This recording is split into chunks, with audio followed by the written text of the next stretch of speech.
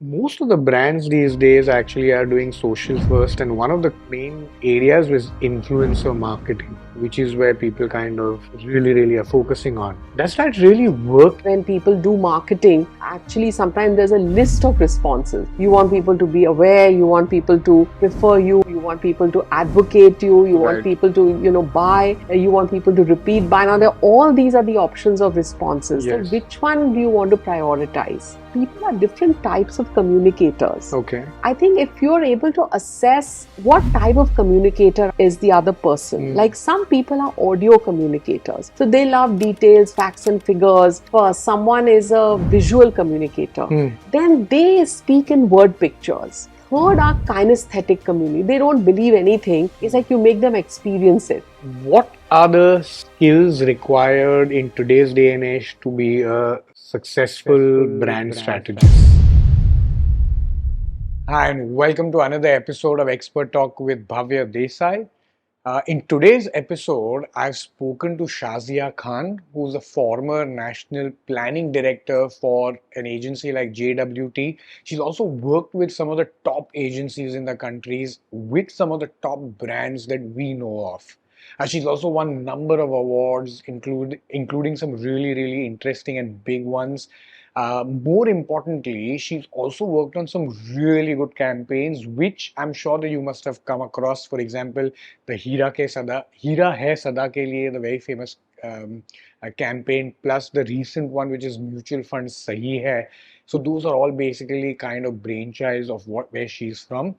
So the conversation was today about marketing and advertising, और ये एक ऐसा टॉपिक है जो मेरे दिल के काफी करीब है because as a brand owner, as someone who basically understands this industry, ये चीजें काफी important है. तो आज की एक कॉन्वर्सेशन में हमने डिकोड करने की ट्राई की है कि बेसिकली ब्रांडिंग कैसे चलती है, एडवर्टाइजिंग मार्केटिंग कैसे चलती है for a brand. So if you are someone who is actually looking, ऐसा आपका स्टार्टअप है या आपका कोई ब्रांड है और आप सोच रहे हैं कि उसको कैसे बाहर ज़्यादा नोटिस करवा सकते हैं, क्या चलता है क्या नहीं चलता है, क्या आपका अप्रोच होना चाहिए अगर आपका छोटा सा बजट है और वो बजट में आपको मेजर एम्पलीफिकेशन करना है.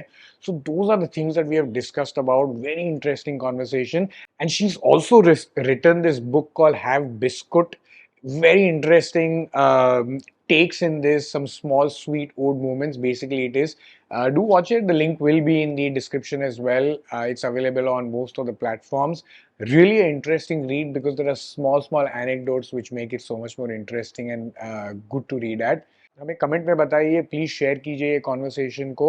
Apart from that, do follow us on Instagram as well, do subscribe to our channel, notification भी ऑन कर दीजिए बिकॉज अगर आपको हमारा काम अच्छा लगता है तो प्लीज हमें मोटिवेट करता है ये काफी करने के लिए. ऑडियो पॉडकास्ट के भी लिंक्स यहाँ पे आ जाएंगे इसके लिए. And see you in the next one.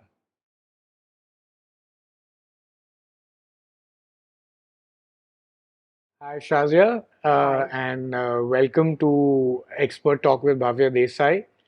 I'm very excited to have you here because marketing and branding एक ऐसा टॉपिक है जो काफ़ी क्लोज है मेरे हाथ से भी बिकॉज काफ़ी टाइम से lot of the work that I do is basically on that.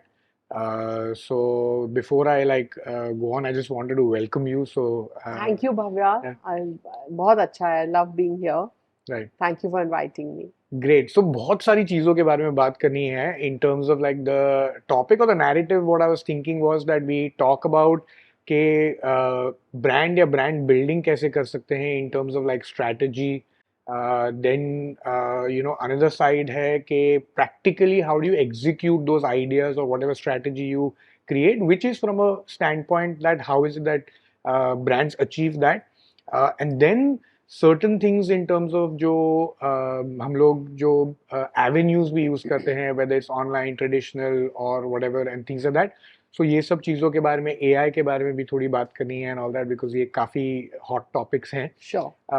So सबसे पहला question what I wanted to ask was that if you can just define what really a brand strategist or a strategic planner in an agency does as such, तो उसके उसके बाद में you know we can kind of move ahead. बिल्कुल. I think काफ़ी broad role है Hmm. And बहुत चीज़ें करते हैं, कंज्यूमर अंडरस्टैंडिंग करते हैं, क्रिएटिव ब्रीफिंग करते हैं, ब्रांड का जैसे आर्किटेक्चर बनाते हैं, Right. But main is to understand the problem, define the problem. So जैसे अगर मार्केटिंग ब्रीफ मिले उसमें एक प्रॉब्लम दिया होता है, solve this for us, but if you go deeper you uncover other nuances, other aspects, and sometimes you have to reframe the problem. That what you're saying is this, but actually what you need is this. Right. And I think that is a key role, defining the task.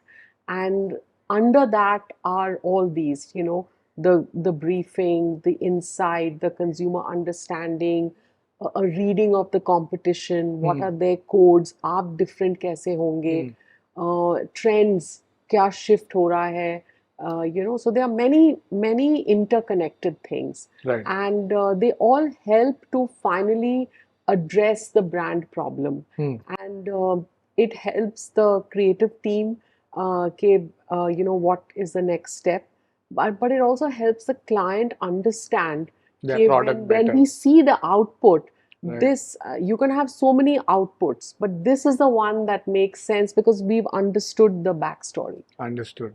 Okay, great, interesting. So ये मतलब as in like layers and nuances के बारे में definitely I want to talk about, but I obviously read up about you and काफी सारे awards आपने जीते हैं of course for campaigns and things like that, and you worked with a lot of brands as well. So can you just give us a little bit of background on that? That what are the sort of awards that you've won Sure, or any sure. campaigns, and also what are the brands that you worked with? Sure.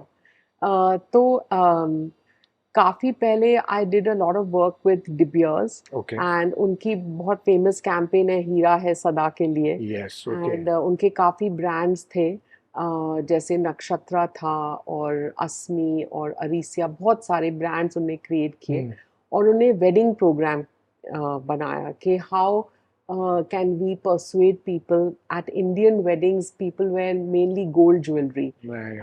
How can you start wearing diamond jewelry? So Right. that was some work that I had done, and it won a lot of awards. And it was about the concept of the diamond bride. Right. And more recently, ये mutual fund सही है. Oh, okay. That has Amphi. been Amphi. That has been a very motivating campaign Right. to work on, and it has borne good fruits in the market. Right. So these are two. There are many others, but Right. I thought I'll talk about these two. Absolutely. And also, of course, you've written this book as well, which is the Have Biscuit, जो काफी interesting Have है. Biscut. Have Biscuit. Oh yeah, okay, Have Biscuit, right. So we'll talk about this as well. But coming to the conversation in terms of marketing, so मतलब आपने बोला कि it's about understanding what is the message that you actually want as a brand. So does it mean that marketing essentially is like a simple idea and a concept? Is that how you can possibly define it? Yes, in one way, but being simple is the hardest thing. Right. So you need to know the backstory, how to get the essence of it down very simply. And in our agency Thompson's, in the past, there was a very deep understanding of this concept of message. And it is actually what is the response you want as a brand, and what message will evoke that response. So they used to always give a little anecdote in training that if a person wants to give the message that I'm a person with a good sense of humor, I'm a funny guy, now you don't normally have someone walking up to someone and saying I'm a funny person. Yes. Right? But if you want people to think that you have a good sense of humor, obviously you will share an anecdote or a joke, and the response will be, oh, this person, they always have something delightful to share. Right. There's a chuckle, you know. So they use that to sort of bring alive to people that often you have to focus on what is the response that you want to evoke. And for that response, what should be the message? Okay. Rather than just being focused on the message. And this anecdote of now, nobody would ever go around saying, I'm a funny person. They would think about how should they converse, how should they engage, that the response will be That the eventual as they outcome is desire. that, okay, Yes. you are funny. And that shifts how you, first you have to understand what is the response. Now, when people do marketing, actually sometimes there's a list of responses. You want people to be aware, you want people to prefer you, you want people to advocate you, you want Right. people to, you know, buy, you want people to repeat buy. Now, all these are the options of responses. So Yes. which one do you want to prioritize? And for that, what should be the message that you want to put across? Understand. And that is the journey of simplifying.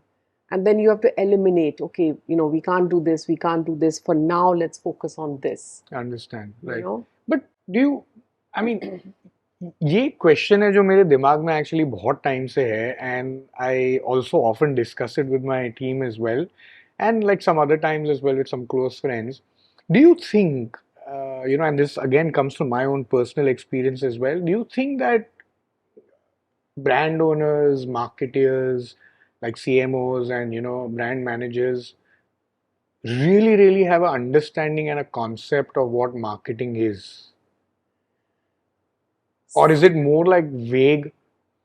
Yeah, so I think some do, and some evolve, and some are very open and very receptive, and they talk to their partners as, you know, you guide us, you tell us, and of course they something resonates with them, something बात click हो जाती है, that मैंने ये नहीं सुना है. Like for example, even the case, supposing you were a customer and you were saying, "आप ये message दो," and I explained to you maybe through this example that message की बात नहीं है, response क्या है, Right. and then you say, "Oh yes, I understand," and तो फिर क्या करना चाहिए? And then you partner them to explain के, okay, now what is our desire? Then you take them on that journey, Right. and they get it. And that is a true partnership. And so I think it's equally about the branding partner explaining to you, and then the person being receptive, and then together creating magic. Right. You know, and So I'll tell you why. The reason I talk about this, because there's a very funny anecdote and an incident where I was actually talking to a CMO. This is like, I think maybe 8 or 9 months back, maybe. So we were talking about something which was a campaign that they did. I had no idea about this campaign basically, and we were just generally talking, and we were talking about something that an IP that we wanted to create. okay. And in that, they said, okay, you know what, by the way, we've done this video, you know, have you seen this? This campaign is brilliant, this and that. And I had not seen it. So he said, okay, you know what, maybe if you just have a look at it, we can, whatever, talk after that. Because if it's something like this, what you're talking about, then it's great. And we would love to do something like this. I said, okay, let me, whatever, see this, and I'll probably come back and we can revisit this thought. When I saw what they had done, I thought it was okay. Nothing great, nothing fancy. But then when I started hunting of what they have done otherwise on that platform, I realized that they've got like 1 million followers. Wow. And their conversion rate, their CTR, was not even 0.01%. Oh. Yeah. Because when I was explaining it to them about when we were talking, and I was explaining it to them about what's organic and what's inorganic, and what is bought and what is not bought, is very important, because it doesn't matter what numbers you might have, it's important what is the conversion, the CTR, because that's critical. You know, so they didn't understand that concept only. Oh. Yeah, so they were like, no, but why? What is wrong if we are actually advertising, pushing videos, we are doing this, we are doing that, we are doing it. I said, there's nothing wrong. Understand the difference. That's all. So I was so shocked because then somewhere in the middle of the conversation, I remember I understood, okay, you know what? I think they don't probably understand marketing that much. So had I known this when I was talking to them about Yes. what their actual reach was, Yes. because having 1 million followers, they had like 1,000, 2,000, 3,000 views on whatever some of their content, Yes. which is, I mean, you can imagine the disparity, which Yes. just shows that it's inorganic. Right, right, right. So that's where it stems from in terms of understanding ke whether do they really even understand that what is marketing or not. Do you practically, do you all also meet a lot of people like that in? Yes, yes. And that is why, there are two, three things I can share. That in any branding conversation, having a discoveries phase, discovery is that phase of onboarding. Okay, when I'm engaging with you as a customer, I get a sense of exactly what is the context. Like what are the concepts you're familiar with? आपके benchmarks क्या हैं? आपके challenges क्या हैं? Then I can suggest what is appropriate. Like very often people jump into the projects without giving due emphasis on discoveries and onboarding. And मेरा एक favorite tool है which is called understanding the assignment. Okay. And that is not the creative brief. Right. It is this करना क्या है. Right. And you understand that because there are many things in people's minds. And they think that when you do A, you'll also do B and C. Sometimes that may not be. So you करना क्या है? Then what are the KPIs? आपके key performance indicators क्या हैं? Like what you mentioned in terms of organic, inorganic, CTR, it will get revealed. Okay, what KPIs are in their mind? What is on their radar? Right. Is it even there? Then challenge क्या है? Now this is a question that very often is not spelled out on the formal brief. The actual challenge is something else. Right. Like, for example, someone may say that I want to do a corporate campaign and we are a brand and we want to talk about, these achievements of ours, etc., etc. We have an IPO coming up or it's time to put it out, etc.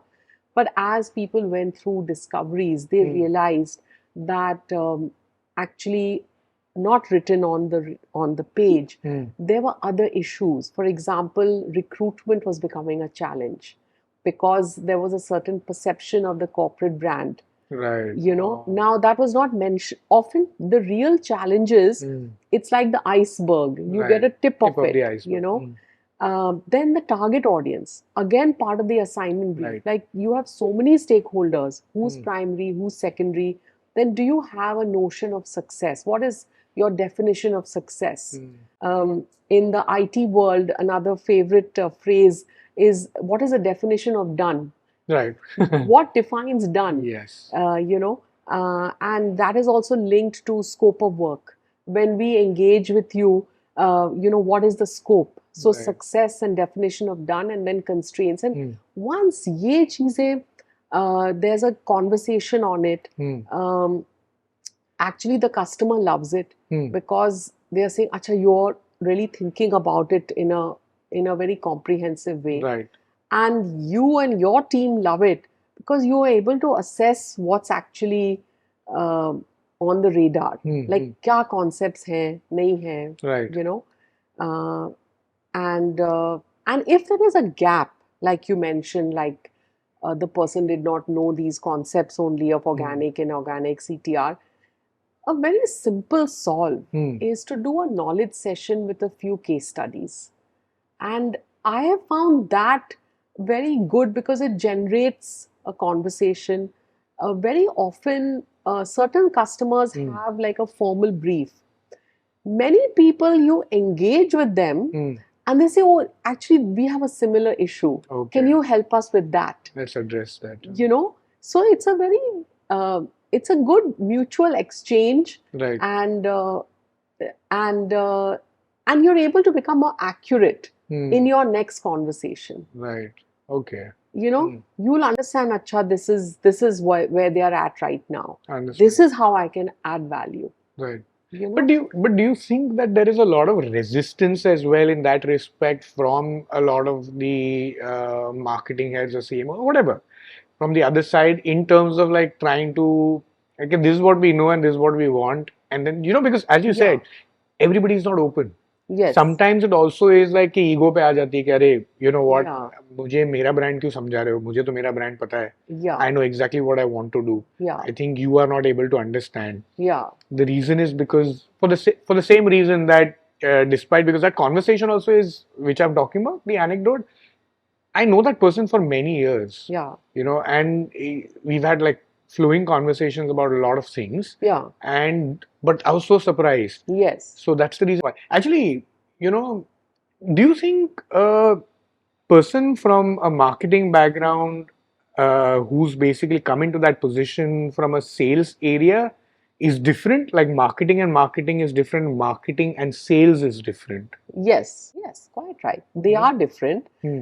and but to so I think never get fazed by a lack of receptivity. Hmm. Okay, because it's people's own experiences that make them so. Right. Maybe someone has given them some gyan and it didn't work for them. So now when someone else comes in, they say, you're not interested or whatever. Hmm. But I think if there is a need to understand, and it's something interesting, Right. and it normally opens minds up. Hmm. And also remember, it's a journey. I always tell people that just because you've come up with something, Hmm. it's not going to, it may not happen in one conversation. Maybe Right. something will trickle in, and they say, Hmm. you were talking about that. Maybe can we have a cup of coffee on that? And then you'll know that, okay, give people the space. Right. And one tip is also that people are different types of communicators. Okay. Okay, and I think if you're able to assess what type of communicator is the other person, like some people are audio communicators, so they love details, facts, and figures. So if I was selling, like a shower from which water comes out, Mhm. I would get into this is the velocity, this is the speed, this is the kind of types of options, and that's an audio communicator. Right. If someone is a visual communicator, then they speak in word pictures. The freshness of this is like the sea breeze, and the Right. sting of this is like the rain water. Yeah. There's something called rain showers, etc. Right. And a third are kinesthetic community. They don't believe anything. It's like you make them experience it. So I would literally, bring that thing and put their hand under the water and make them Right. feel how good. And it's a bit like that when you communicate. If you're talking to an audio communicator in word pictures, they're not going to, Get it. receive, the message that you're trying to put across, and vice versa. If someone's basically a very verbal, visual sort of person, and then you go into a lot of details and maths and physics of it, they're not going to. So that is also very helpful, that you use the communication style that is most receptive. Right. Right. It's like how you talk to a child versus how you talk to their parent. At you communicate similar stuff, but in Right. totally different ways. Understand. And that simple thing makes people more receptive. Yeah. So it's the vehicle that you use that Yes. connects with them and With them. resonates much Yes. better. Yes. Okay, interesting. Right. You spoke about what you call like this product and stuff like that. So it actually popped like a question in my mind. What is the best route, like say for example, like scenario, like say maybe if it's a FMCG product, a startup, because naturally that's a very, very cluttered space. FMCG startup wants to get to a consumer. What's the best route that they can adopt in today's day and age? Well, I mean, there's a lot of data backing it. Right. There are brands that are shifting to a social first approach. Okay, they're taking that call that we'll go social first. Right. But there's also data showing that nothing delivers like television in terms of persuasion and in terms of scale. So, the debate is that a lot of social can prompt you. Right. It can meet you on your journey and give you the prompt to purchase. But the persuasion and the bonding and the association is really built through large scale traditional media. So currently, I think people are calibrating it appropriately. Right. Some are feeling that no, it's absolutely fine to go social first. And some are going mainly social. Right. And others are saying that we'll do a mix. So we'll have the halo of the, there is that hero, the hero campaign channel. Right. And then I'm going to have the hygiene and Understand. the hub, which are the smaller channels. Got it. So, I mean, so in terms of like, say, for percentage, Yeah. how would you break down then what percentage would it be? Like, say, for example, now today, if that brand has like 1 crore, Yeah. okay, of a marketing budget, which I think is a decent budget to have. Yeah. I mean, I think 1 crore is too big. Like, because it's a startup, let's say if it's just 10 lakhs. Yeah. So, which means that they really need like the best ROI Yeah. that they want, Yeah. the best bang for the buck. Yeah. So then if it's 10 lakhs, then how would you disperse that 10 lakhs?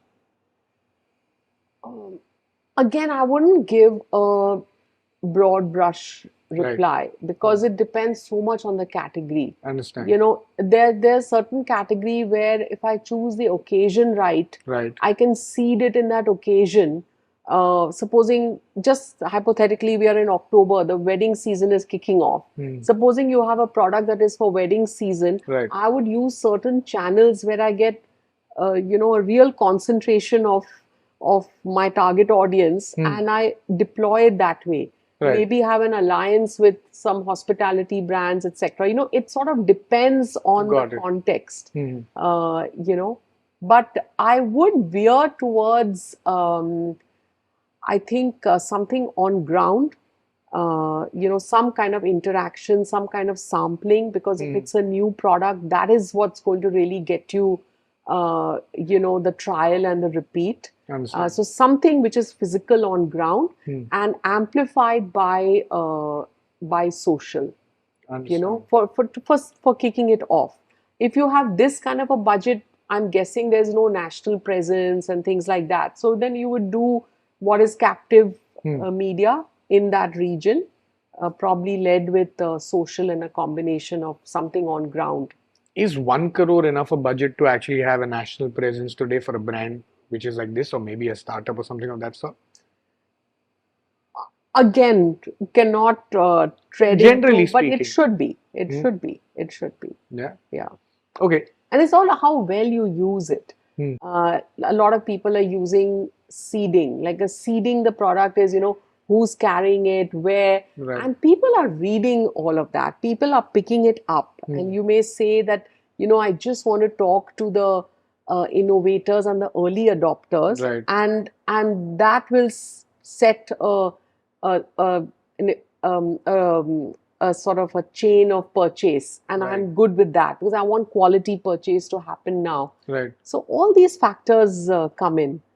I think seeding and sampling is very, very important. The cultural alliances, sponsorships, all of these can play a big role as well. And the other thing is, I mean, everyone's talking about this concept of mental availability, that finally you have one thing that people remember, that's your instant saliency factor. Like if you're looking to buy that, supposing you're planning your winter holiday and you're thinking of which country, and if one country comes to mind, then they've already won the battle in the priming stage. Like today, the battle is actually in the priming stage. That when I'm priming is that I'm not looking to buy the product. I'm not going for a holiday right now. I'm going 2 years from now, taking my whole family on a big kind of maybe vacation somewhere.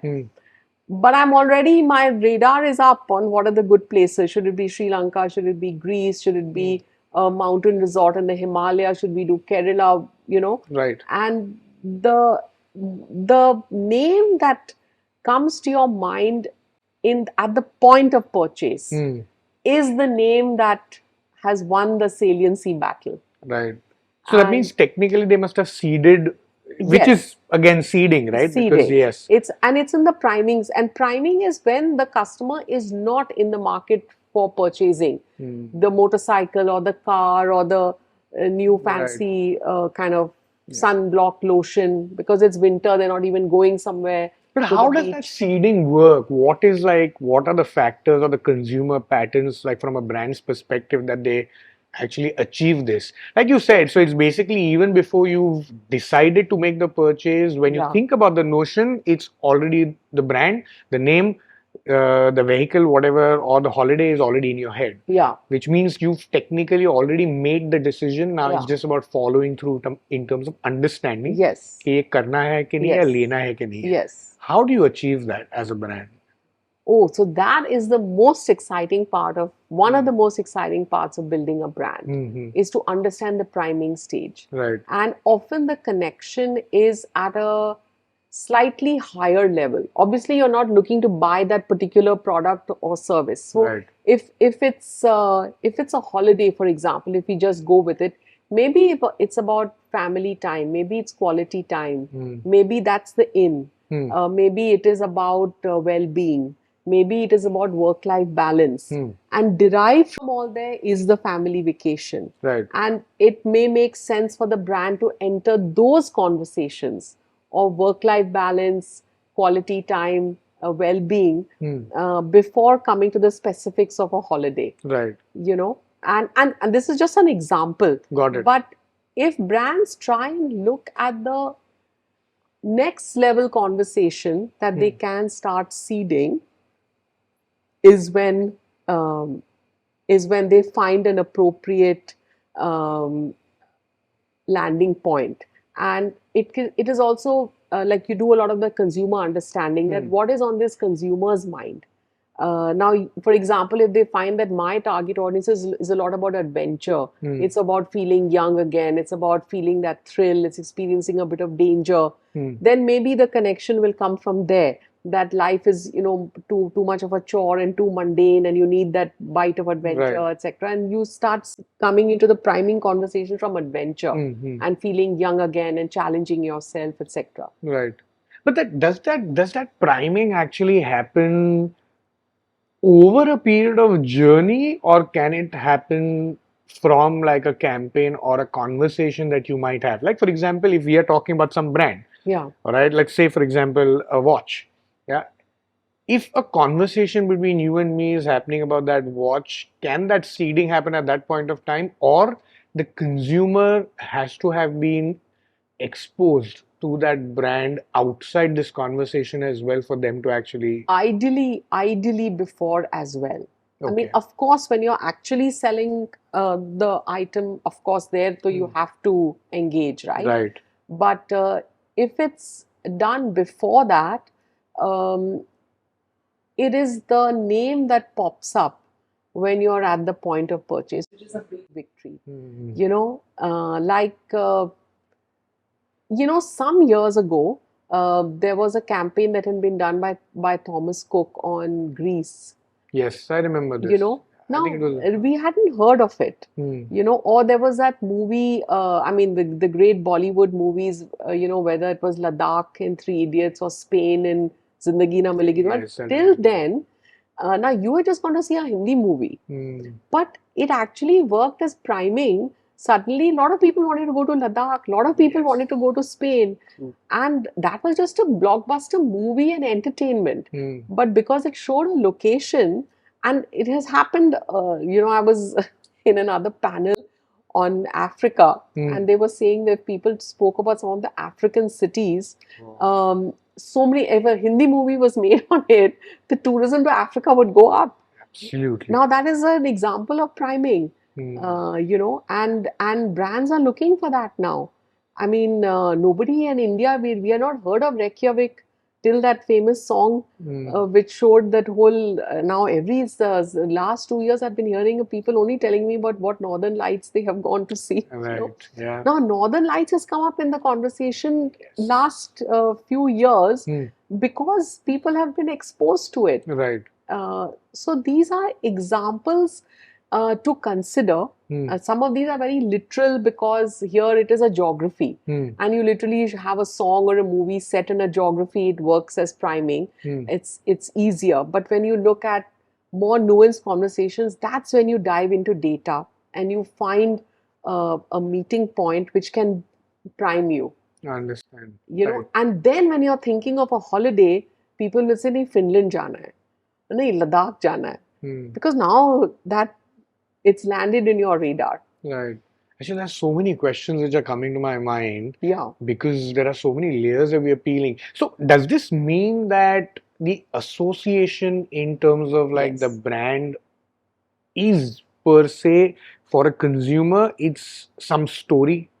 Yes. Usually, is that the one which has the highest hit rate when it comes to connecting to the consumer? Because at the end of the day, let's be honest, because I feel that for a brand to have a successful purchase, especially at a POP, it needs to resonate something with the consumer. Yeah, connect. Some connect. Yeah. So is that a higher percentage of that is the story behind it, or some story which is like gotten into their head? Yes, often it can be. Of course. I mean, and see, the story is can be again of so many types. It can be a memory. It can be the smell of something that evokes the times in your grandparents' house. It can be the color of something, and there's a story that it brings alive. It can be an image Right. that cues your favorite sports stars or something. But yes, the story is how you sort of relate. Otherwise, it's a purchase, it's a transaction. Right. Any car can take you from point A to point B, you know. Any airline can take you from point A to point B. But beyond that delivery and the transaction, what is it that is connecting you? And you may not say it's a story. Nobody speaks like that. But in your association, it'll get uncovered. Right. That there is a meaning. And often we say that what is a meaning system? Right. And meaning is not articulated. Right? No consumer will tell you, no, my meaning for this is this. Right. But actually, internally, They they know. have absorbed Yeah, it. yeah. No, what I meant also from a story perspective is like the brand story. Because Yes. that is what actually connects you Connects. to. Yes. So I'll share one of my favorite examples. You know, it is so humbling to do consumer research. Right. Because when you make the effort to ask people what have they understood, you come to know. So this is years ago, so I can talk about it. You know this line, "Hira hai sada ke liye, diamond Yes. is forever." It's iconic. Yeah. It's iconic, etc. So I was sitting in a city in North India, and I was talking to people that आपने ये देखा है, सुना है? They said, हाँ बिल्कुल बिल्कुल, हीरा है सदा के लिए. And I said, तो आप क्या समझते हैं इसकी, क्या मायने क्या है? What does it mean? They said, नहीं सबको मालूम है, हीरा है सदा के लिए, कि मीनिंग तो बहुत सिंपल है. So I said, उससे पूछने की क्या बात है? Right. So I said, नहीं बिल्कुल, मैं जानना चाहती हूँ आपके लफ्जों में, like what does it mean to you? Right. जैसे हीरा है सदा के लिए मतलब पार्टी सॉलिड है. Yeah. Coming Right. from the documents on the brand, Right. it was meant to connote relationships Right. and you know, the concept of enduring relationships. It's and also love people who are and- diamonds. Right? and you know, Yeah. right, you know, a certain kind of, and one could assess from their reaction that party solid hai means it is status. Yeah. The next layer has not quite been associated so far, Right. you know, and this was of course a one-off, Yeah. but you know, it was so revelatory. And then of course we did what we had to do. So a lot of the times people can rattle off something Right. as a name or as a anecdote, but what it means to them can be quite different from what you intended it to mean. Yes. You know, so that now the story here was party solid hai. Right. Right. The story was not कि Yeah. I will love you forever. Right. Yeah. Yet. I think because that's the मतलब वो story basically उनके साथ में इस हिसाब से connect हुई है. Yeah. So that's the reason why I think they look at Yeah. it from that perspective. Yeah. Quite interesting. You know, you spoke earlier about like what is the strategy that gets deployed in terms of how a brand could probably approach their brand building or whatever, getting to the consumer. You mentioned social first is like a route that a lot of them are taking. Yes. Can you tell me about like traditional versus like the new mediums today? Yeah. Are traditional mediums like newspapers, magazines, you know, TVCs, XYZ? I mean, TVCs, I'm sure still work, but I mean more from a perspective of newspapers, magazines versus Yeah. like how the whole online shift is. Yeah, I think newspapers have a lot of stature from the lens of education. So, if you want to explain a concept or if you want to be a little more detailed than what a shorter medium, like a 30-second medium, offers you, it can communicate that very well. And it can really make a statement, provided it's done very well. Right. So if you approach it from that point of view, Right. there is some remarkable work that can happen. You know, some of the iconic campaigns, like if you see The Economist, I mean, it is everlasting in terms of its impact, and a lot of it was great print work. You know, but equally now for social. I think it's those micro moments of connection. Okay. Like a lot of people are saying that today, along the consumer journey, Right. if I can connect with you in priming, in awareness, in consideration, in search, all these stages through small points of connection, Right. little nuggets, Right.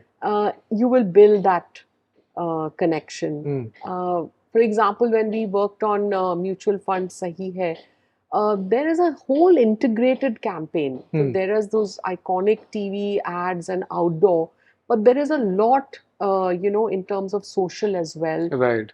helping people understand. In beauty, in food, there's so much of consumption on those videos. Today, everybody is like flicking their finger and consuming how to make something, how to wear something. Right. Curiosity is driving a lot of engagement Right. in social, Yeah. and But do you, you must be very empowered. but do you think like from a conversion standpoint, do you think that it like let's just say for example a niche versus mass market whatever medium? Do you think a conversion or even say for example niche mass market versus like online? Do you think conversion is still a little bit challenging in that respect? The reason is because um, if say a brand which is positioning themselves or using a vehicle which is a niche medium has higher chance of connecting with that segment rather than a newspaper and online, because a newspaper everybody picks up the newspaper, right? Yeah. Like say for example if it's a Yes, I mean, yes, that is possible. So if you have a role which is general awareness, then I would use a mass medium because I want that general awareness. See, I'll tell you some of the Indian way of thinking also is like you often hear from common people, ये standard company है, ये standard brand है. And if you ask them what does it mean, it's not the literal meaning of standard. What they mean is it's a good standard. Right. Okay, and it gives a lot of confidence that this business and this brand is of a very good standard, that they are so present in the mass media. It may not talk directly to your consumer, it may talk to your trade, it may talk to your channel partners. Right. So there is a role that general awareness can play. And if you need that for your business, you should deploy it. And likewise, when there's a niche, and you know that if you have very well segmented and targeted connection building, it will convert, and you must do that. You should not waste. Right. In fact, a lot of people are saying is that uh, go after the whales. Don't go after the small fish. I understand. Go after your big, uh, your key segment Got it. and drive that. But in terms of socials as well, actually, I mean, like this online is like such an interesting conversation, especially in terms of like what you call marketing. So actually, like let's go to online a little bit probably later because I have like so many things which So yeah, it's an which is ocean. exactly, It's an yeah. ocean. There's so many things which are coming to my mind in terms of online. Uh, I wanted to come back towards like more like the conversation about where we are in terms of brand building. Now you mentioned about कि journey होती है consumer की. Yeah. So as a brand, what are the मतलब key consumer patterns जो आपको दिमाग में रखने होते हैं if you really want that consumer to get converted into a customer? Yeah. So we've already discussed priming. Right. I think the other is and obviously you will be there in search, in the search stage. But I feel that that choosing, that why buy me? What's in it for you? If which determines the choice. Right. I think taking that care to spell it out in a very motivating way. Right. That you buy this because that's why you should choose it. That's quite important. I think why should a person choose? And then and with that, I mean you can't do everything, but I think if you do the priming and the awareness and the choosing, at least you'll have a sense. And I think recently people also saying is that um, I mean there's some lot of data to prove it that in most categories, Right. actually the light buyers are the bulk of your buyers. What does that mean? Light buyers Meaning that if you're selling like a soap or a drink or a food item, many people come in who are light buyers of the category. Okay. They will buy you maybe twice a year or something, and then they're not the type will buy you month on month on month. Of course, you will have one set which are the heavy buyers, which are your core buyers. Right. Maybe they buy you 6 times a year or every month, etc. But there'll be many who will just buy you once in a while. And it's very important to keep appealing to new sets of new buyers because that's how your business moves. And it's I mean there's been a lot of studies recently done to bring this alive. Right. And it does open your mind to always generate trials. Always generate trials. And that's how you keep that velocity going. That's how you're attracting people. And of course, you will have your core Right. and your heavy users, but keep attracting trials. I understand. So basically something which broadens your Yes. horizons. And you see, even people who are fortunate to have a very stable core, which is a heavy buyer, always buying, they may get dated. You may need to appeal to the next generation. You may need to appeal to that core in a different geography. Right. You may need to appeal to that core for a different segment. There could be an opportunity to premiumize, or there could be an opportunity in democratizing it. Right. Right. So you have to have that openness to attract trial. So how is that role of then a brand owner and a brand strategist evolved now in today's day and time? Perfect segue into this. That when we make our annual plan presentations, we share with our customers what is the way forward. And we look at data exactly on this, that your current market is here, but your future trials could come from there. And this is what we propose for you to meet them. For example, for a particular client that was focused on the main cities, we found an opportunity in the smaller towns, and we articulated how to tap into small towns and attract them. For another customer, we found that there was a skew towards the male gender, but there was a lot of propensity to attract women. Women. And we did a whole plan on how you should attract women. So that is exactly how we are always thinking 3 years ahead, 5 years ahead. Right. Now, sometimes customers may implement it right away. Sometimes they will commission some further work on it. But that conversation of what's coming next is a very important conversation.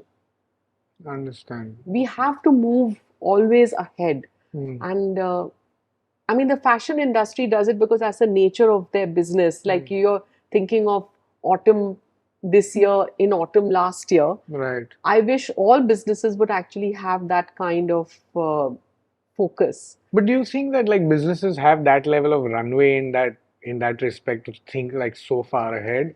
Uh, I think I today think because anyone would say not as ideally. It's not ideal. Okay, everyone feels the need for it, Right. but there's so much of dhakkam dhakka of the daily life Exactly. and chasing targets of the quarter and the month, etc. But it is about I think as the brand partner, we must kick off the conversation. I firmly believe in that. Put a trend on the table. Put a roadmap on the table, put a concept on the table. Right. At least it initiates saying, "Ha, no, ye karna ka hai." And maybe like in the past, people do a workshop. Right. What began as one meeting, people will say, "Acha, now come and present that to the whole team, and we will take some calls." And some projects get signed off. Okay. And then you have your 6 to 8 months to really make it happen. So I think that energy and that and people are looking to for brand partners for that. Right. Like, I'm carrying so much of the day to day. Pull back, look at the brand, and come back and tell us. But are brand owners or whatever customers open to that respect? Because again, like deploying these sort of resources with some ideas taking off, some not, Yeah. versus what are the sort of numbers that we kind of can focus on? Because that's always a fine line and a divide, right? Yes. I find people are receptive. I think today businesses have a level of ambition. They have spelled out an ambition. And if you have a goal that I want to grow 3x or 5x in so many years, you have to move in a certain way to do that. And it's good to have that conversation. They may not implement it in the ideal time frame. Like, for example, one particular business was going through a restructuring.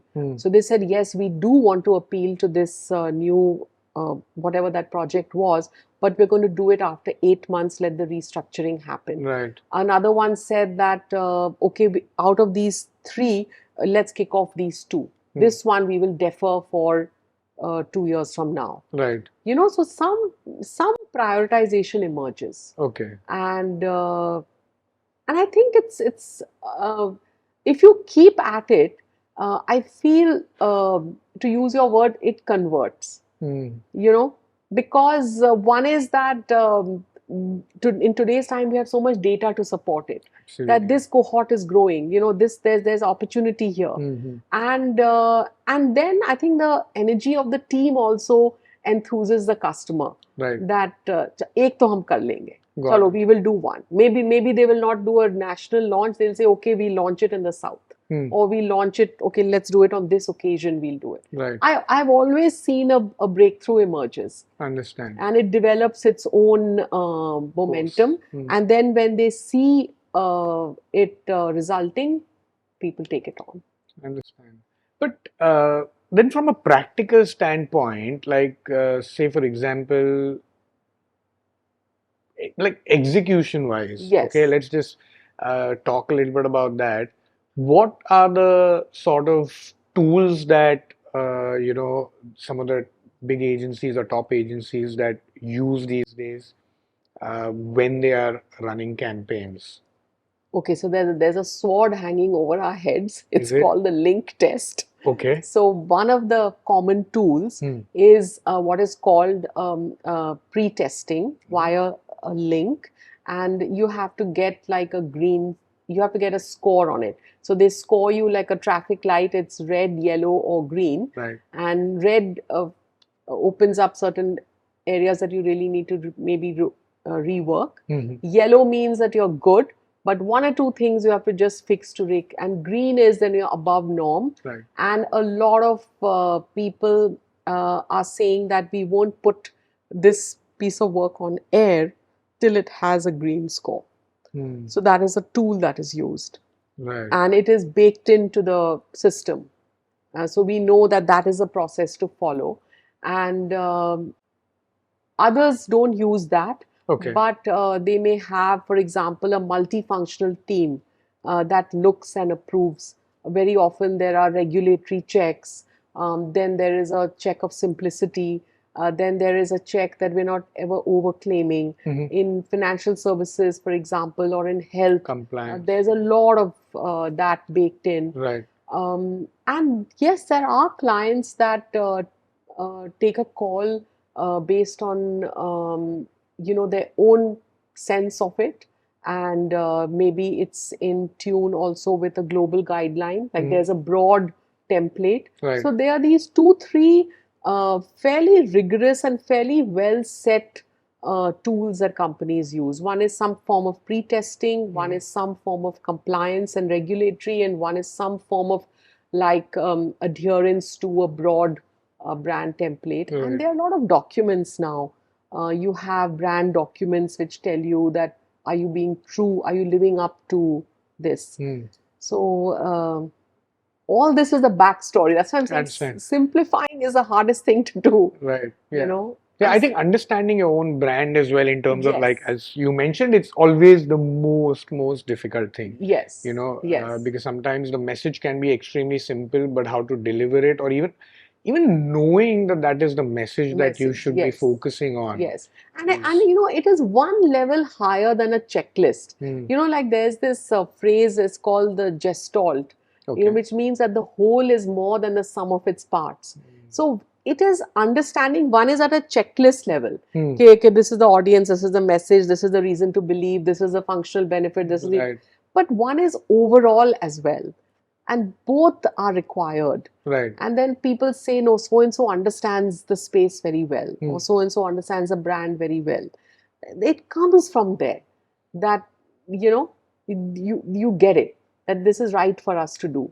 Right. Sometimes people want to take a breakthrough thing that has never been done before. Right. And you get that partly from data, but partly from your grasp of the space. Okay. So when I was talking about like I'm sorry to come back to this, when I was talking about tools, I actually meant like softwares as well. Is that something which I'm sure that in a data-driven sort of a number-driven sort of an environment Yeah. these days, there are like tools which Yeah. are used by companies which probably are something which benefit the Yes, campaigns a yes, lot. yes. So Can there are tools where you can, in fact, you can put a sort of a simple concept of your launch message or offering, right. and you can run it online, and you get live feedback of between A and B, Like A/B which testing. one is pulling more More. persuasion, Hmm. you know, and you can get an instant feedback. So that is there. So, you know, a lot of the design thinking is coming into the creative industries, which is prototyping. So prototyping is up, you know, you make a rough concept and then you test it. Right. And then you rework the bits that you need to rework. Right. What is the gestation period for this prototyping usually? Uh, See, if you're doing it like on a at a what is called a dipstick level, then it's very quick. It can be a few days. You just want to get an early read. If you're doing what is called sequential recycling means that you will sit there, show the concept, get the feedback, rework on the concept, Go back again again. show it. Then now that can, in workshops, people do it over literally back-to-back sessions over 2 days. So you do like 3 series of them. You do like a hot house, Right. and at the end of the hot house, you have a winning concept or a set of winning concepts, Okay. and the ones that are getting parked are known. You know, so that is live. The other one is online, and there are various versions of these tools where you can get quick feedback. Right. And now, supposing you want to take it on scale, you want to do thousands of consumers, and you want to do what is called a basis test, that I want to put in my product and my concept. I'm going to leave it in their house for 1 week and then come back and try it. Then that can go into like 3 months, etc. Understand. And then all agencies are offering a fast track version. So then they'll shave off some weeks and give you a fast track version. Understand. So it's anything from like the same day to 3 months, 3 months depending on. You know, there's a question which actually came to my mind, and again, like the reason I ask these things is because I think I'm a very practical person in Yes. general, okay, and my thought process is also very practical. So from a practical perspective towards what you call what a agency perspective or any brand marketing perspective, if there is a brand owner or an entrepreneur, am I right to understand that the basic idea or a concept of what they possibly be wanting in terms of like pushing their brand or in terms of marketing their brand will probably be very similar as compared to an agency who would probably just package it far better and present it to the consumer? I don't know if it makes sense or if you understand what I'm getting at. Yeah. Like someone who's not like for example, like a lot of the terms that when you say like sequential, marketing, priming and stuff like that. Yeah. So these are obviously concepts which I think probably an entrepreneur, a brand owner, or even probably someone who's not in this background or in this line, they would understand and they would know. Yeah. It's come to their head at some point of time, Yes, I'm of sure. course. But it's just that I think you just put it in far much more Like a much term. better manner. I agree with you. I feel that entrepreneurs and founders and like the practical angle, there are anecdotes to say that founders have said that my only work is consumer research. Right. Like I gauge, this again is an anecdote I heard, that when a person enters a shop, the founder said, पैरों के कदम से I can tell कि is he going to buy or not. They have a great sense. They have a finger on the pulse. They are in the market all the time. So they get it. They pick it up instantly. They may not call it by term A or term B. And that's why I say the terms are not important. It's that understanding which matters.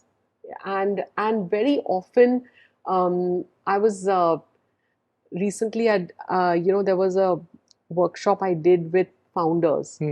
And I had shared a case study with someone just bato mein. And the person said, can you come and speak to a whole team and just do it the way you did it? And they said, don't bring slides. Now, agency world mein hum log apna slides wide leke jaate. I said, all right, fine. And he said the level of smarts in the room is something else. And there are all these very practical, smart people. I made this entire presentation like a conversation with not a single slide, I think for the first time. And everybody got it. So what I'm saying is these slides and these terms are ultimately just aids. Right. If you can communicate without it, go forward. Understand. You know? You said about like some campaigns and anecdotes. What has been like the most memorable campaign that you've had and why? Oh God, this is a very tough question. You can pick a few as well, but yeah. I think because I would say mutual fund sahi hai, of course, but because it's the wedding season, right. I think I'm little swayed towards Diamond Bride. Right. And because I was speaking to young girls who were going to get married, and I think the journey of how opinionated they are and how fierce they are in their views, I mean, it was a delight. And there was a fight between the parents and the daughters in terms of what to do at the wedding. Right. They wanted some fish cut gown and they wanted, this theme and that theme. And it is continuing even today. And I think after we had done the entire campaign and got the idea and everything, there was another learning. This young bride to be turned to me, gave me a real fierce look, and we had been speaking about diamonds and Hira hai sada ke liye and all that. And she said, even if you gave me 1 lakh rupees or something, she said, I would not wear diamonds at my wedding. So I said, why? Why are you being so fierce? Why? She said, but don't you understand? And she said, in India, all the lehengas, all the saris, all the outfits have gold embroidery. The zari work and the Doesn't go with zardozis, diamonds. all it doesn't go with diamonds. And from that comment, actually, we got a totally new channel for our campaign, which was the wedding dress. And we went to top designers and asked them to design dresses that match diamond jewelry. So, I mean, but the conversation, and I did this research myself, so I have so many fond memories. That moment when she turned to me and said that, I will not. And because of that fierce response, Right. a new channel was born. You knew you hit that note. You hit that note. Right. And so I mean, there have been so many. I mean, mutual fund Sahi is very recent. It is still on, so I can't talk about it. But there have been many such learnings for that as well. Understand. Yeah. What's been the most challenging one? What's been the most challenging one? And why, of course? I can't name it for reasons of confidentiality, but I'll tell you the challenging ones is when there's a very successful past on a brand, and there is a market problem or a brand problem, and your solution is something which is fresh. It might mean a change in the target audience. It might mean a change in something. That tends to be a challenge because you're not up against failure, you're up against past success. And the benchmark is high. And it's but this has always worked for us. So, and I think mounting that case to say that it has worked for us, but actually the context now has changed. Absolutely. And that wisdom of what is a constant and what needs to evolve is fascinating. And it's very thoughtful, and we work as a team because the customer also understands, but they have their own stakeholders to convince. Then they say, but help us convince, this is a big change to make. Yes. And then when we walk that journey together and we see the results, it's fruitful. Yeah. And, I'm telling you, the bigger the challenge, the bigger the thrill. Absolutely. Yeah. And sometimes, I mean, I've been in meetings where I've put up some data and they said, but are you telling us that the last 7 years we have missed something on this? And I'm saying, yes. I mean, I'm not saying it. This is the analysis that data. So, and then people tell you 2 meetings later, but always keep telling us that. So it's when you're facing a challenge, be up for the lonely mile. There'll be one part of the journey where nobody will quite believe what the heck are you implying. But it's okay. As you discuss more, heads start nodding. No, I think there is something here. No, I think there is something here. So give people that time to absorb, because what happens as a strategist, you've been diving in quite a lot. So you have wrestled with it, In the room, it is just 15 minutes where people are hearing something which they have not heard before. So give them time to absorb. And I always tell people is when you get an intense reaction, but how can this be? It's a good thing. that means that person has actually internalized it Right. and is wrestling with it. Right. Okay. How important is it? Like you mentioned just now that this is, you know, like a journey of a brand which has already been successful. They've been doing something, and times change. So, how important is it to innovate, both in terms of what your strategy is as a brand, and Yeah. even as a brand in terms of communication as well? Uh, okay, now this is I think it is always important to innovate, but I think the core uh, is often very long standing. I mean, there's a Harvard Business School study that shows that some of the best brands in the world have a core expression, a core and an expression which has endured over continents and over 5 decades. That's the power of something which is big. But at the same time, that does not mean that one is static. So it's about doing things that are in step with the consumer. It could be a product offering. It could be, like you're saying, to consumers are very, very practical. They may want a totally new kind of product. They want something where the onboarding is much simpler. They may want a new format. They may want a message that is relevant for a new area, like in health. There could be a new area that has come up, which was not there before. Right. I'm sorry, I can't give specifics because Right. it's all very recent live stuff. Yeah. But it's very important because I think innovation can be delightful. And even if it is not, like often a challenge is that this is our main format. Supposing it's a particular product format and you have innovated on a new format, and that's got very small sales right now. But even if you offer it as an exclusive edition or as a time bound offer, it adds that energy and How you that package it. edge into the whole mix.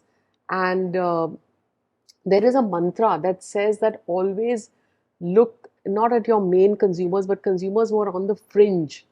They will tell you needs that probably you're not aware of from your, maybe they have unique problems, Right. maybe they have unique pain points, and those will be triggers for innovation. And the other aspect is that today we're talking, especially the young consumers, actually all consumers are very plugged in. Like one woman told me in a research, मैं phone पे सब मैं find out कर लेती हूँ. It's just a flick of the fingers, you know everything. Right. And even if you don't have global media, you have your college group, you have your friends group, you have your social group, you have your work group. You're plugged into people who are further plugged in. And today there's a sense of entitlement. Right. You want the best. आप जैसे serums की बात ले लो. Now serums are very, very high-end kind of beauty ingredients which are only available for premium brands. Today the mainstream brand is offering you a serum. Now I don't know the quality, etc., but the consumer gets it. Right.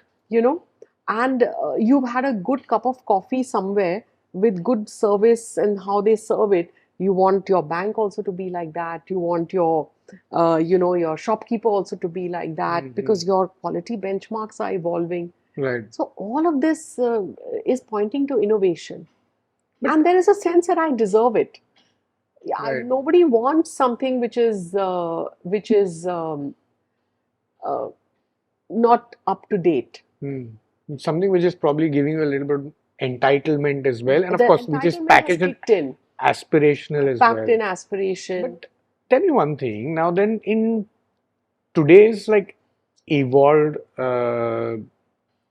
state, or let's say, for example, let's pick like as you mentioned that the customer is an evolved consumer today. Yeah. I think a lot of times they do a lot of research because there's so much of content which is available. They say ladies do seven levels of research before Wow. making a purchase. Is I it? read that in some report. Wow. Okay. So that's an extremely evolved consumer. Yeah. So in today's day and age, being an evolved consumer, how does then brand loyalty come in for a brand? Because it's difficult, right? Yes, it is difficult, and that's why there is the concept of emotional loyalty. emotional loyalty is what people are working at. So the best brands are saying that, can I give you something which will emotionally also touch you? It is not just about points and so on. Mm. And they deliver that through it. So a lot of hospitality brands. Now in hotels, there's a lot of competition on loyalty.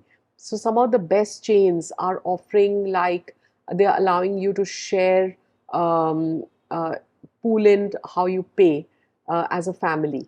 You can pool in partly through your points and partly through your cash.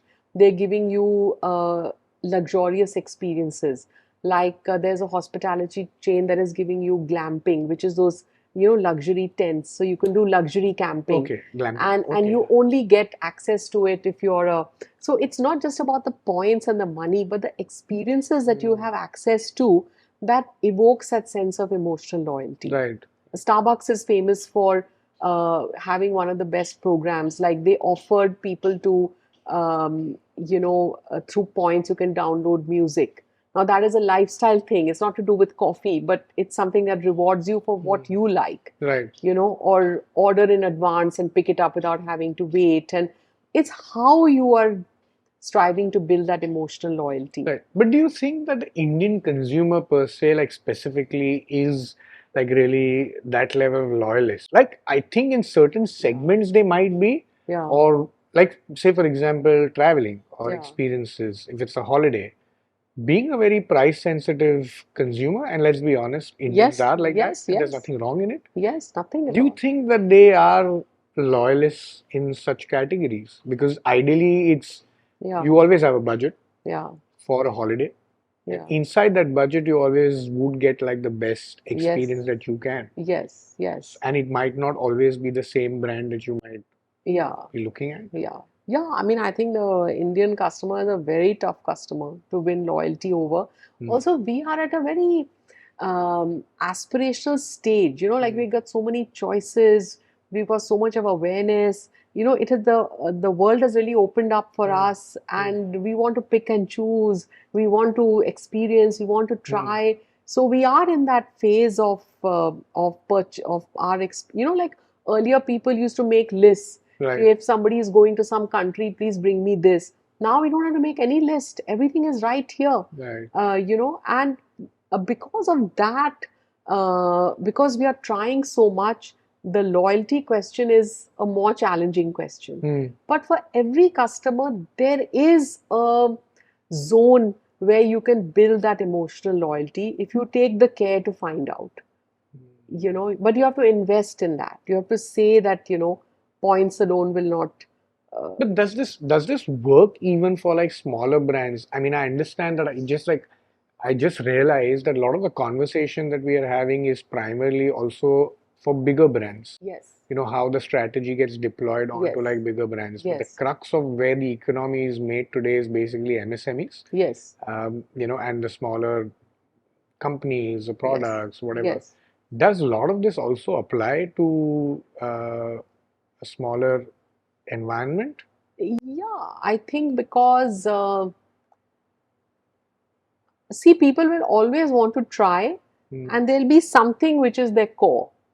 So I don't think you can stop the trial ever, Mhm. because they love dabbling and experimenting. Right. But if you can become that core that they will always have as a constant, and that's going to come because, I mean, if you take, I mean, all the ladies are shopping right now, right, with the festive season.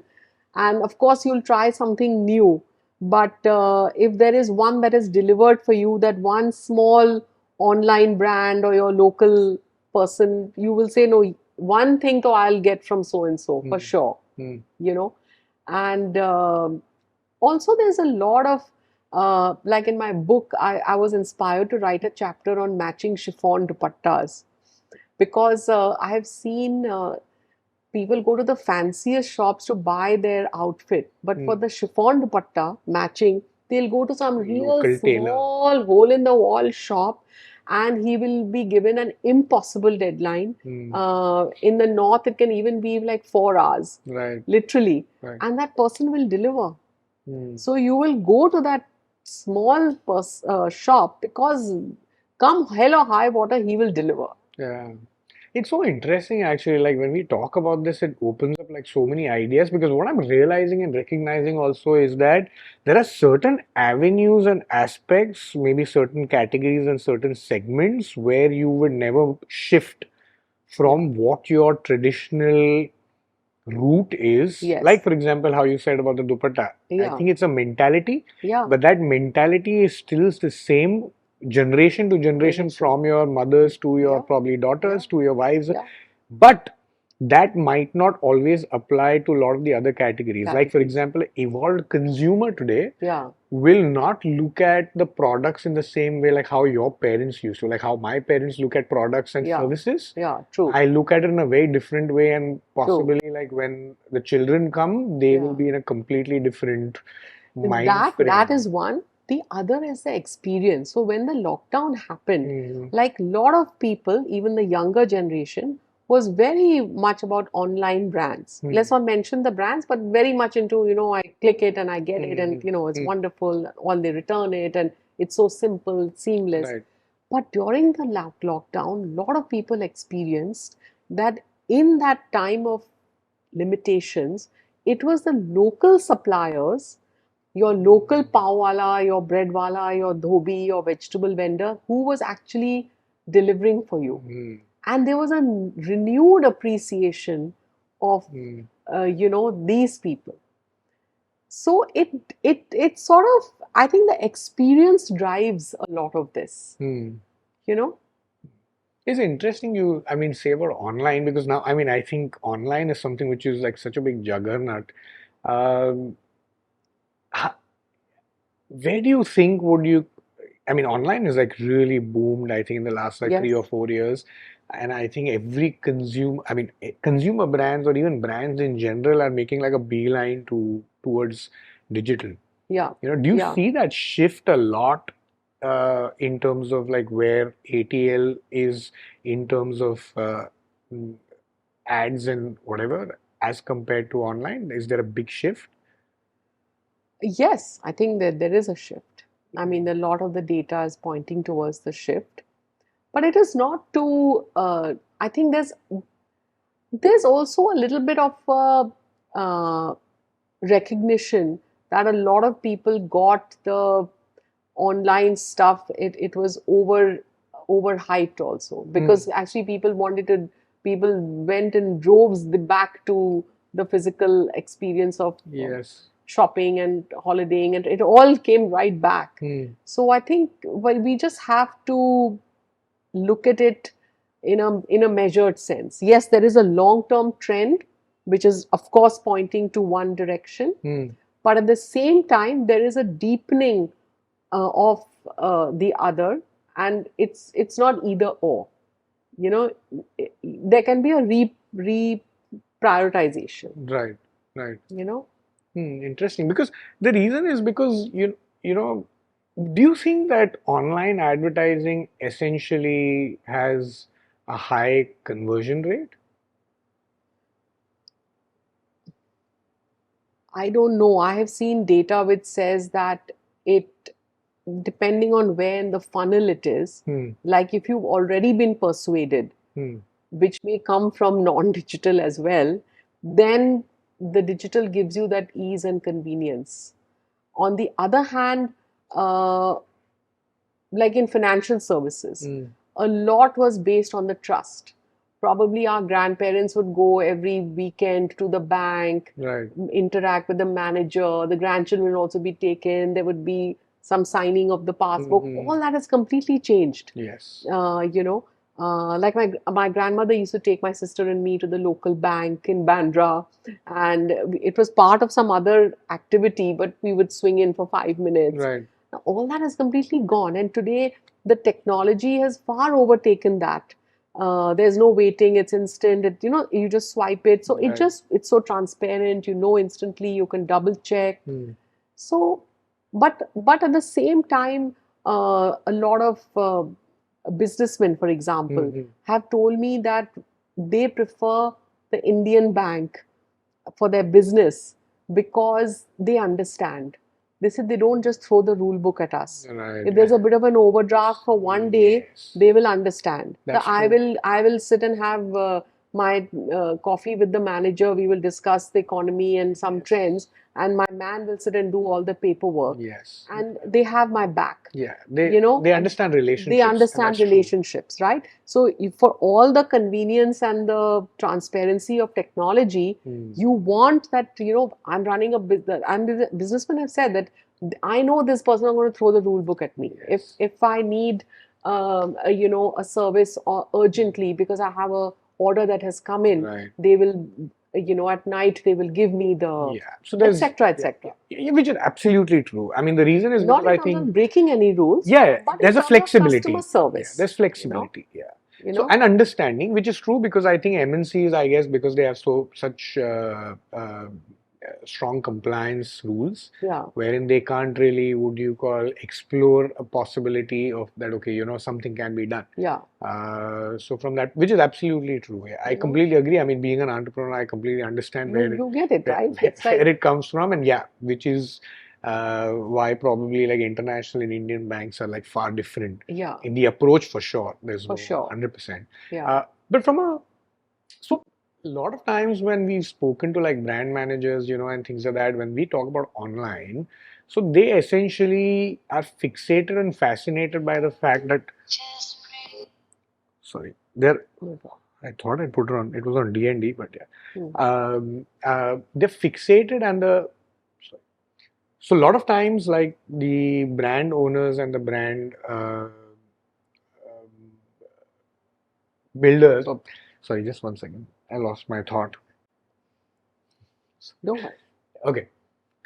So a lot of times when we speak to a lot of these brand owners and even CMOs XYZ, they are very much fixated on the notion that they get to target consumers or the perfect target audience, the TG, in online.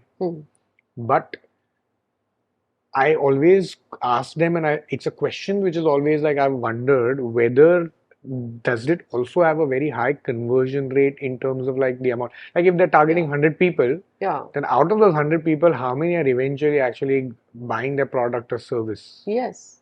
Does that even like, is that rate far lower than what you possibly have when it comes to like more traditional mediums like newspapers and no, so I mean again there's a lot of data on that which says that what a certain channel can give you, like what you mentioned, the social pinpointed targeting, it can give you short-term conversions which are pretty high. Right. What brand building which goes beyond social gives you is an assurance of long-term returns because it is building the equity.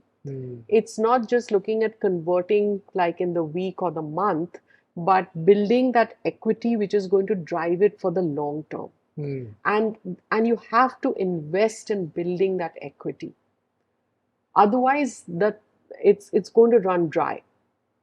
If there's too much of a short term. So nobody's saying that you don't get the returns now, but always. But is it online first or online only? Yeah. Online first or online only strategy in today's day and age viable?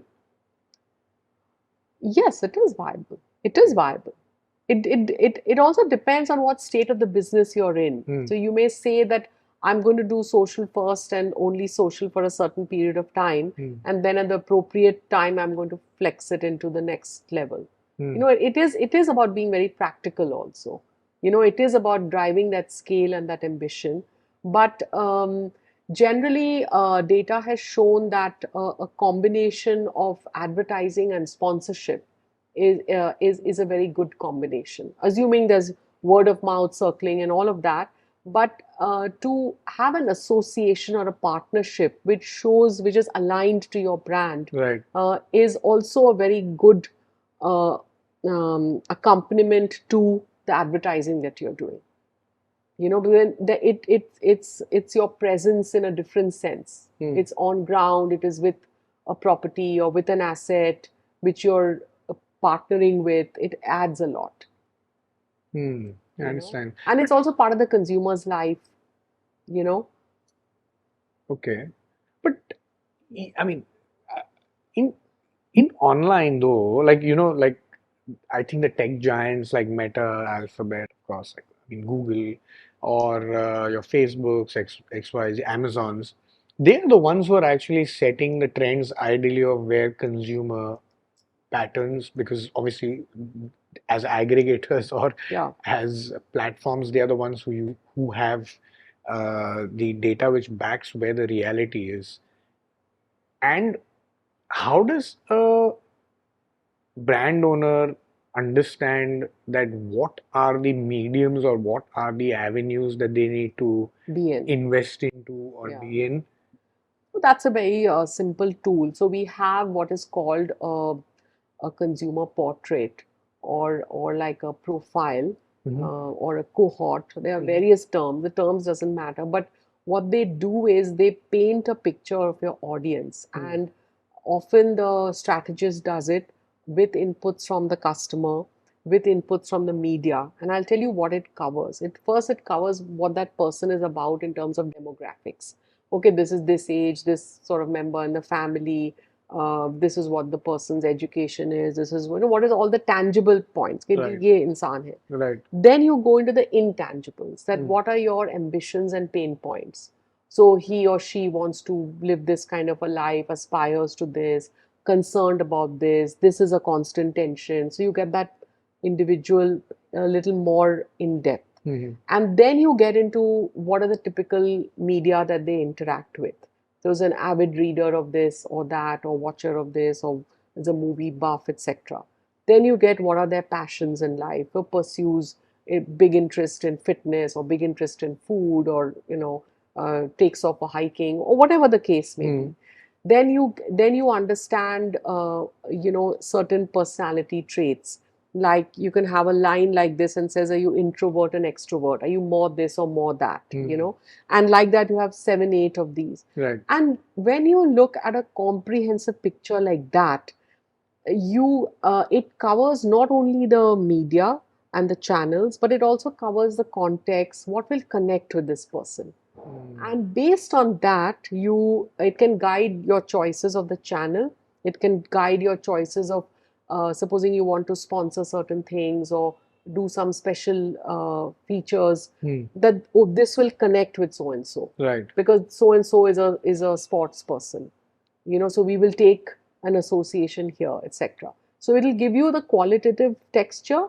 It will give you quantitatively, how they spend their share of wallet and their share of Right. attention. Right. And you can get a fairly comprehensive, It's kind of like a digital profiling of a consumer. yes, Yeah. yes. But are those metrics different when it comes to a more broader strategy which is not online and traditional media? Uh, yes, I feel that in either case, one should go beyond the metrics. The metrics is one, and there has to be a qualitative flavor, texture, nuance, because that will guide you.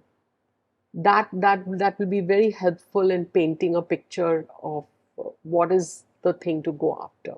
What is the metrics of a successful campaign? How do you measure that?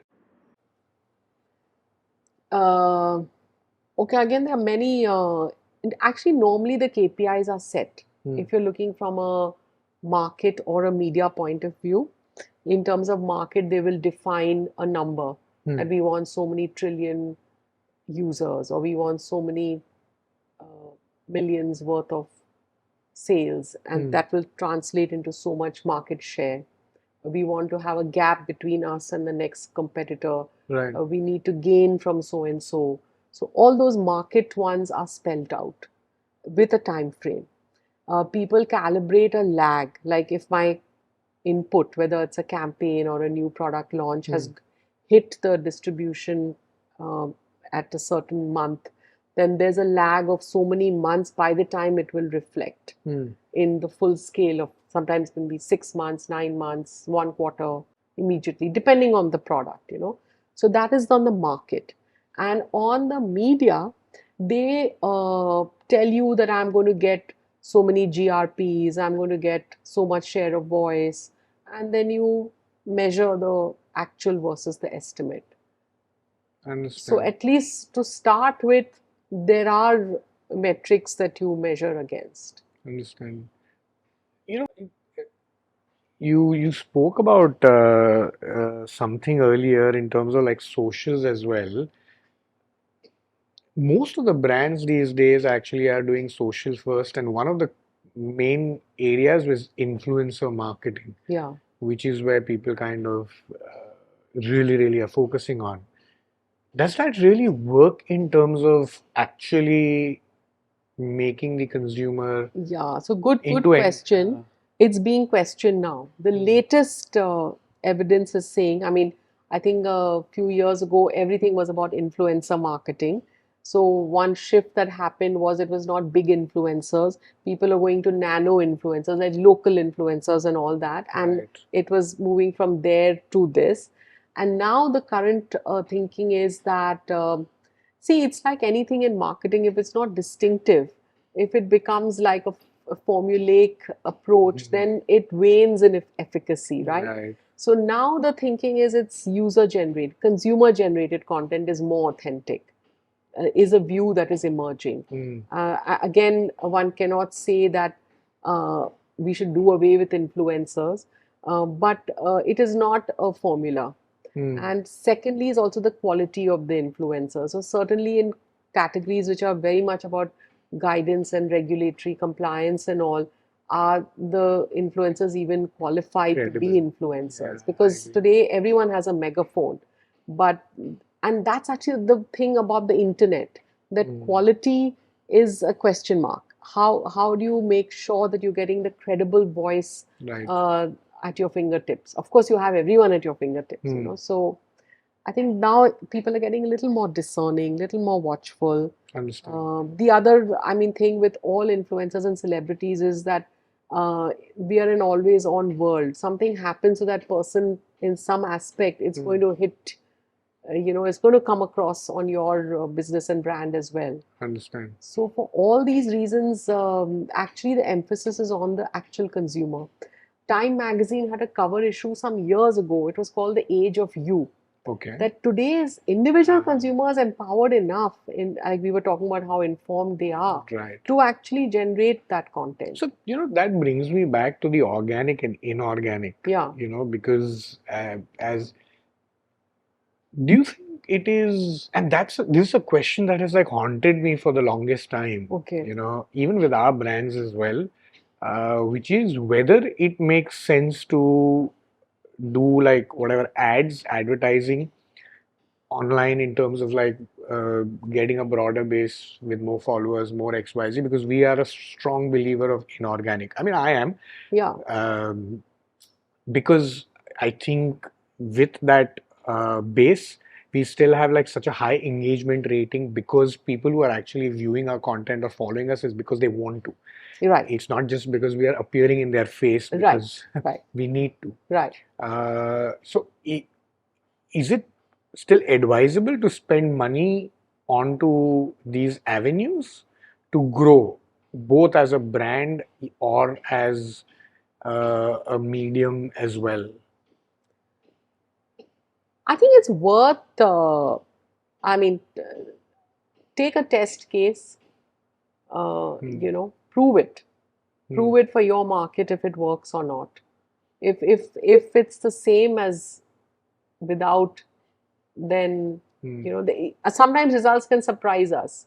No, it depends. So there are so many variables at play Right. that something can, and also you should be, is it taking off only because of that or something else is happening because of which? There should not be a spurious correlation that Right. suddenly you feel, oh, this is taken off because of this, but actually there's some Other other reasons. shortage somewhere else because of which this is taken off. Right. So I think when things work, knowing why they work is very important. It could be working for some other reason, and Right. you could be feeling it's Something else. something else, Yeah. A has worked and you're thinking it's Yeah, B. and sometimes people don't have the patience or the time or whatever else is too much else going on to actually do it. Hmm. You do this kind of so you go with a rule of thumb or the advisors telling you that but I think once in a while just tracking, because it is so dynamic today Hmm. that it's worth doing that little check. Understand. And the essence of this design thinking and creation now is prototyping. Check it, check it and calibrate it and do it again. So baking that in Hmm. is really important. Great. You know, Okay, I understand. sorry, it Interesting. wasn't a Yeah. one broad brushstroke reply, but No, we are no. living in such dynamic Yeah, times. it is.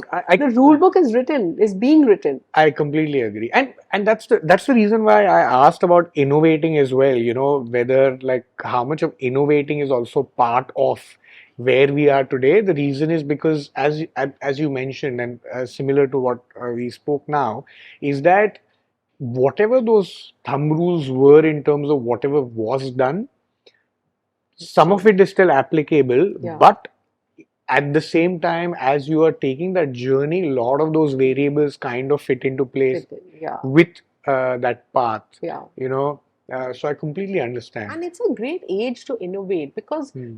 like your business is about niches. Hmm. Today you can have a profitable niche and you have the media channels to reach that niche quite profitably. Hmm. Hmm. So I feel there's a big case for innovation there itself. I understand. Now, a lot of big brands that we talk to, very often, we've been in sessions where we give them examples and they say, no, but we are a scale brand. Hmm. And we want something to be done in scale. We don't have the energy to get lost in little things. Hmm. So they've taken that call, but at the same time, they are also searching for innovation which is appropriate. Right. And one of the ways is that, okay, we'll service a niche through festive, or Hmm. we'll service a niche through limited Right. edition. Right. What are the skills required in today's day and age to be a successful brand strategist? Oh gosh. I think one is, I think a lot of interest in it. I mean, genuine interest, not from career and track point of view, Right. but to really enjoy it. Right.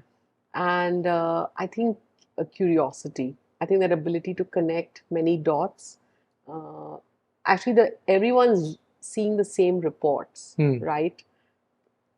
How is someone able to connect things and land something pretty uh, useful? Hmm. And I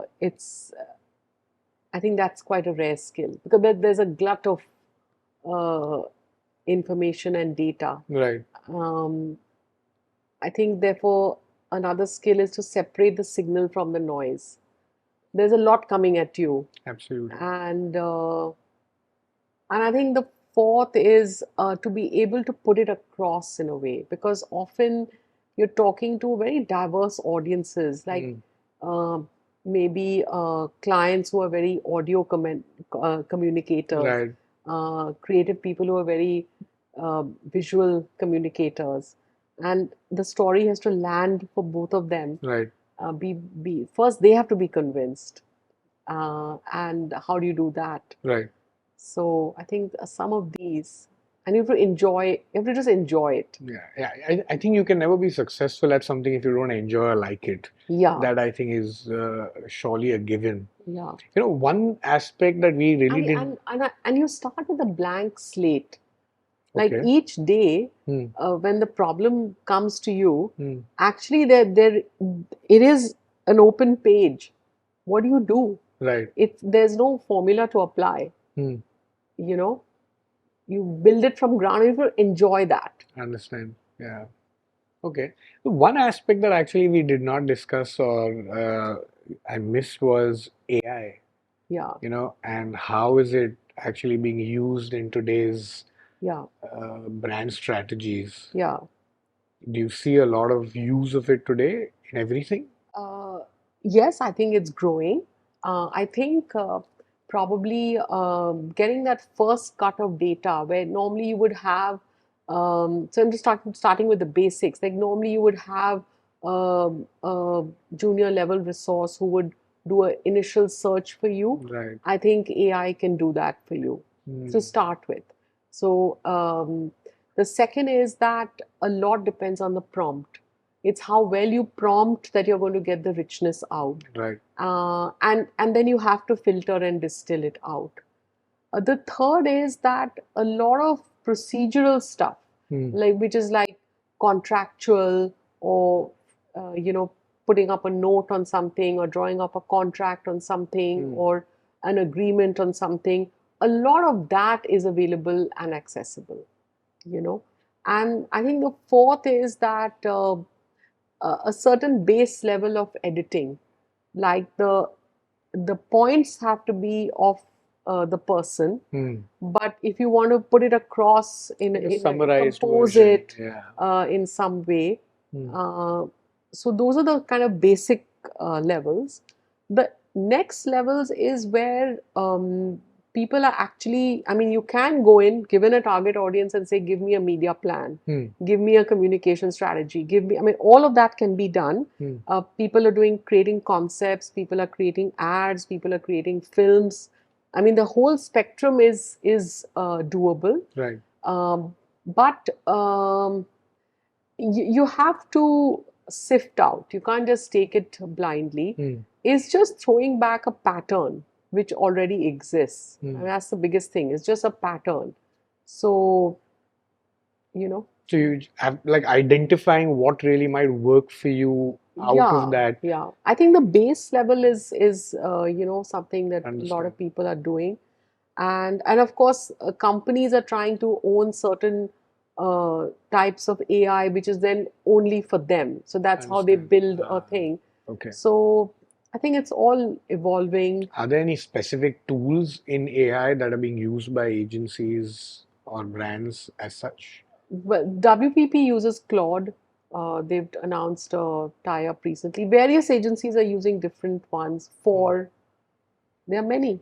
Do you think at any point of time there is always a debate and a question about where AI is heading and whether human resources will kind of whatever get redundant at certain levels and certain positions? Do you see that happening? Uh, yeah, I think a lot of the stuff which is procedural probably can free people up to do more of the original work. I think that's one of the views that see it as an aid which will free you up to do deeper work. Right. And I think that's a good way to look at it. And yeah, and I think basically people are quite binary in how they look at it, right? Some people are dismayed and some people are enthused. Oh, this is something. And I think both views exist right now, right? Right. And I think it's how people experience it. And if you're able to use it to free yourself up to do deeper work, Right. I think that can be very positive. I understand. Great. All right. Thank you so much, Shazia. Welcome. I hope this was a good conversation. I mean, I think it was really, really interesting, and I think there were so many layers that we peeled.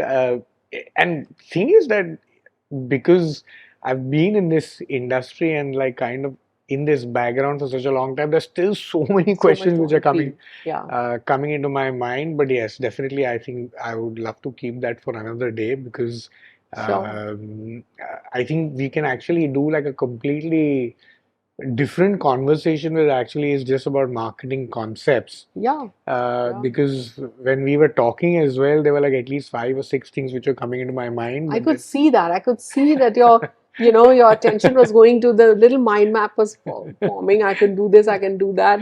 Sure. And that's the way it works, actually. Right. Yeah, so I hope it was a good conversation for you as well. Yeah, it was. Thank you so much for coming in once again. My pleasure. You can talk. Yes, and of course, for everyone who's interested, of course, it's Have Biscut. It's Shazia's book, which is, I mean, what would you like to say something about what the book is? I've obviously read like some portion of it. Yeah. How would you? It's an ode to sweet everyday moments, and it talks about micro moments of delight in the bazaar, in the home, with Right. everyone, at work, and it's also a bridge to a strategic concept which is also going to get unveiled. Right. And I think micro moments of connection is, from a marketing lens, a much needed ask on all brands. Right. But that aside, the book is just a light read. Understand. Yeah, Great. All right. Thank you so much, Shazia. It was really my nice meeting pleasure. you.